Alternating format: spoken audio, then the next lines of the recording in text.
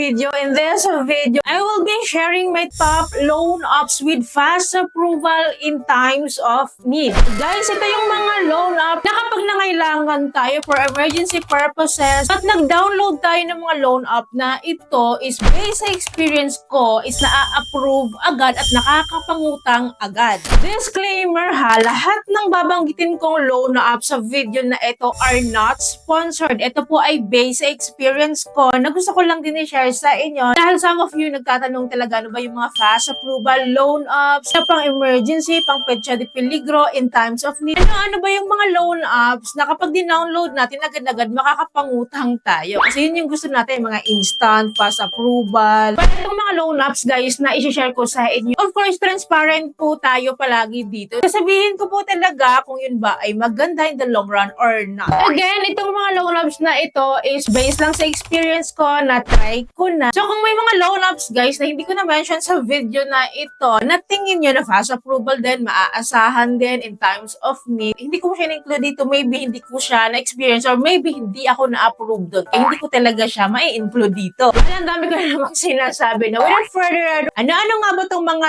loan app na ito with fast approval in times of need? First on my list is si Mabilis Cash. Guys, si Mabilis Cash kasi no, wala siyang itchy-borichi talaga sa application and basic experience ko, na-approbahan ako dito ng kanilang first loan na 18,000 pesos. Can you imagine that? Ang taas po ng approval rate po ni Mabilis Cash based on my experience and of course based yon sa eligibility natin. No? Mataas talaga mag-offer si Mabilis Cash lately lang kasi before no, nung nag-i-start pa tong si Mabilis Cash, mababa talaga siya mag-offer. Siguro syempre nag-i-improve yung app kaya ngayon naman talaga maaasahan natin siya. Si Mabilis Cash po ay nag-offer po siya ng interest rate na 9% to 11% no, depende yon sa loan amount natin. Depende rin talaga din sa offer nila sa atin. Ang maganda kay Mabilis Cash, nag-offer siya ng mga pa-discount sa interest rate, mga pa-coupon po. Na-experience ko kay Mabilis Cash, kaya ako nga siya niloan kasi nagbigay siya sa akin ng 6% interest rate. At may loan terms po ito na 15 days and 30 days. So, depende yun sa eligibility po natin. Next is si Salmon Credit. Nung una ako nag-apply kay Salmon Credit, agad-agad dahil na-aprubahan ako agad worth 3,000 pesos.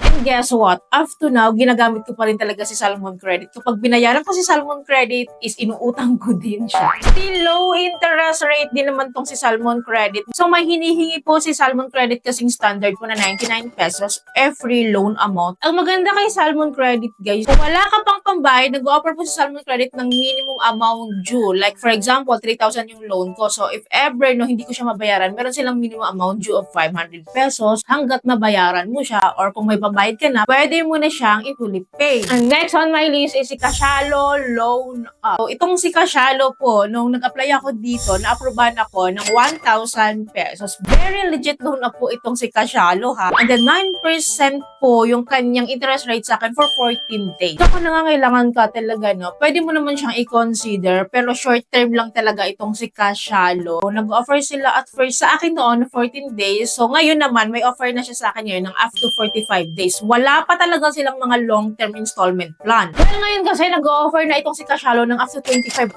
pesos. And tumaas na rin yung loan offer ko after po ako mag-loan dito kay Cashalo. So, ang medyo hindi lang maganda dito kay Cashalo is medyo mataas yung interest rate niya compared din talaga sa iba. If ever po 1 month to pay natin siya kukunin, talagang aabot siya ng up to 18%.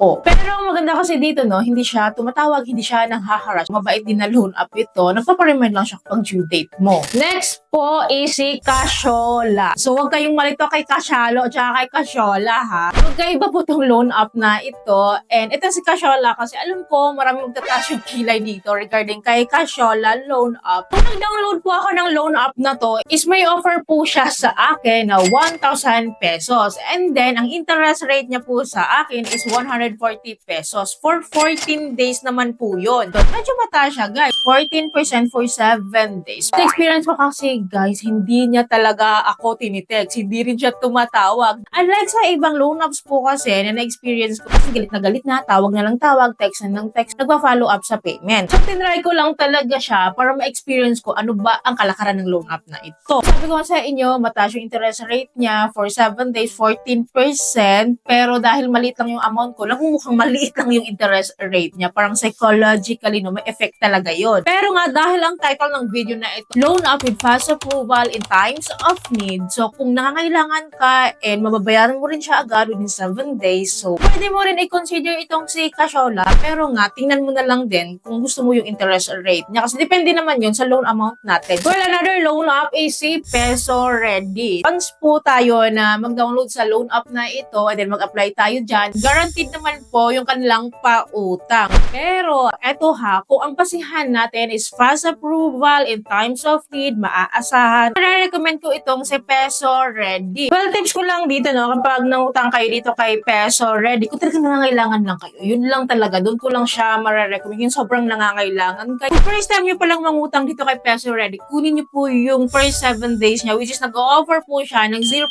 interest, legit po yun. Kaya lang, hindi mo siya buong matatanggap kasi meron siyang hinihinging 45 pesos as disbursement fee po nila. Pero 45 pesos lang naman, ang legit naman na 0% interest rate. Ang hindi ko lang nagustuhan dito kay Peso Ready, no, yung pa-second loan niya na grabe na, alala na ng mga interest rate niya. Next, kung meron tayong Peso Ready, lagi talagang nakabuntot yan si Online Loans Pilipinas Loan App or si OLP Loan App. So, hindi ko na siya kailangan pang i-explain sa inyo dahil parehas na parehas po sila ng galaw ni Peso Ready. Parang iisa lang po yung management nila, iisa lang yung parents nila. Move on na tayo sa next loan app which is si Digido. So, itong si Digido, maganda lang to kapag first time mong mangutang dito dahil maa-avail mo talaga yung 0% interest rate. 3,000 pesos po yung approval loan amount ko po dito. Pero po, hindi ko siya buong natanggap. Meron po silang binabawas po na 50 pesos as processing fee. 50 pesos lang for 3,000 or for my loan amount po. So, standard po kasi yung 50 pesos regardless po kung magkano yung loan amount mo. So, sa case, guys, 7 days ko lang po siyang in-avail, no? Kasi 0%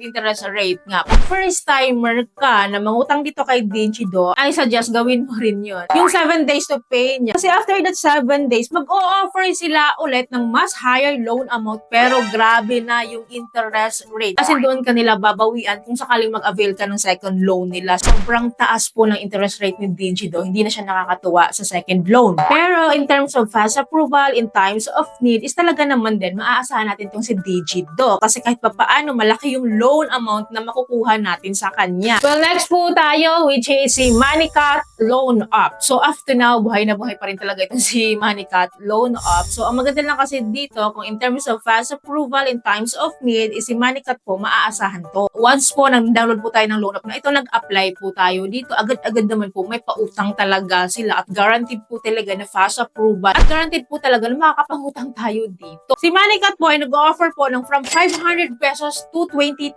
pesos. So, pwede mong ma-avail yung up to 20,000 pesos po talaga ni Manicat. Pero sa experience ko po before, so dahil gusto ko lang naman siya i-try nun, in-avail ko yung pinakamaliit na loan offer niya, which is 500 pesos. Nung dinisburse ko na siya, guys, ang binigay ni Manicat sa akin is 600 pesos. Nagulat nga ako 500 lang inutang ko, pero 600 yung binigay niya. Akala ko 100 yung interest rate niya noon, parang akala ko niloloko niya lang ako, pero 600 din po yung binayaran ko talaga. Legit po na 0% interest po itong si Manicat. Pero guys, ito ha, maganda lang din siya for 7 days. Kasi yun lang talaga yung 0% interest rate niya kapag first time mo dito. After yung first loan ko, nag-offer si Manicat sa akin ng mas higher loan amount. Pero mas higher din yung kanyang interest rate. Sabi ko sa inyo, tips ko lang sa inyo, for 7 days, pwede siya at ma-avail niyo yung 0% interest. Kung repeated loan na, is talagang hindi na siya nakakatuwa. Napaka-loan shark po niya. Last on my list is walang iba, kundi ang pinakagustong-gusto nating lahat is si Bilis. Once na mag-download tayo ng loan app and then mag-apply mag-apply tayo dito. Agad naman, magkakaroon talaga sila ng loan offer once po talaga na eligible ka sa loan app or sa pautang po nila. And eto ha, so hindi po lahat din talaga na-approve dito